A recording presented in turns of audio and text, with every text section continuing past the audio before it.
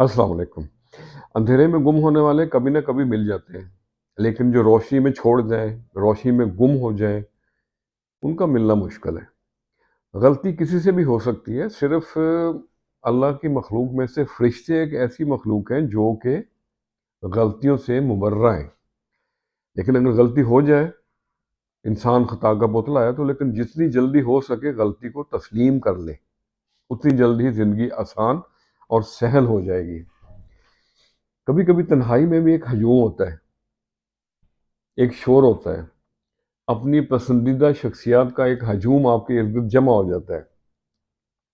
وہ انسان فرشتوں سے کم نہیں جو کہ اپنی تنہائیوں کو پاک رکھے۔ آپ کو بتائیں کہ تنہائی میں انسان سب سے زیادہ کمزور ہوتا ہے اور شیطان کے لیے ایک آسان ٹارگٹ ہوتا ہے۔ اپنی خلوت، اپنی تنہائیاں اور خلوت کی حفاظت کریں۔ میں ہوں، دل ہے اور تنہائی ہے، تم بھی ہوتے تو اچھا ہوتا۔ یہ فراق گورکھپوری کا شعر ہے، بڑا اچھا شعر ہے۔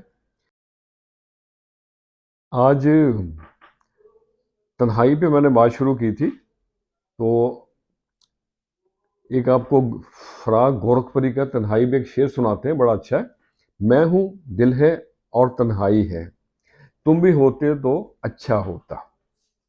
تو آج میں نے بھی تنہائی پہ ہی کچھ طبع آزمائی کی ہے، آپ کے ساتھ بھی شیئر کرتے ہیں۔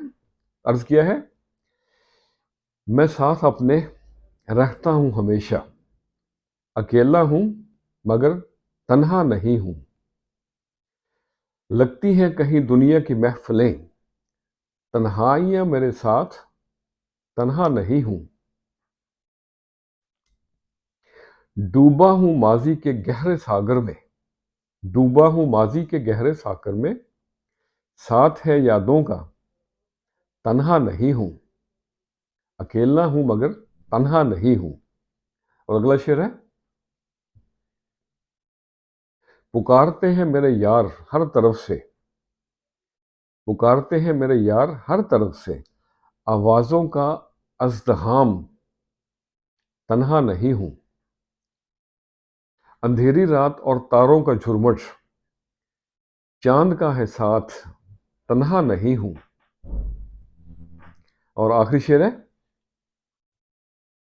ایک شور ہے تنہائی کا اطراف میں، ایک شور ہے تنہائی کا اطراف میں، سمجھے نہ کوئی نیاز، تنہا نہیں ہوں۔ میں ساتھ اپنے رہتا ہوں ہمیشہ، اکیلا ہوں مگر تنہا نہیں ہوں۔ تو آج کے لیے اتنا ہی۔ آج تنہائی پہ بھی بات ہو رہی تھی، تو اس تنہائی پہ بھی میں ختم کرتا ہوں۔ یہ گلزار صاحب کے ایک بہت اچھے شعر ہیں اس بارے میں، تو ایک دو شعر آپ کے ساتھ بھی شیئر کرتا ہوں۔ اپنے سائے سے پریشاں ہو جاتے ہیں، اپنے سائے سے پریشاں ہو جاتے ہیں، عمر گزری ہے اس قدر تنہا۔ اور گلزار کا ہی ایک اور شعر ہے، زندگی یوں بسر ہوئی تنہا، قافلہ ساتھ اور سفر تنہا۔ تو خوش رہیں اور سب کے لیے آسانیوں کا سبب بنے۔ السلام علیکم۔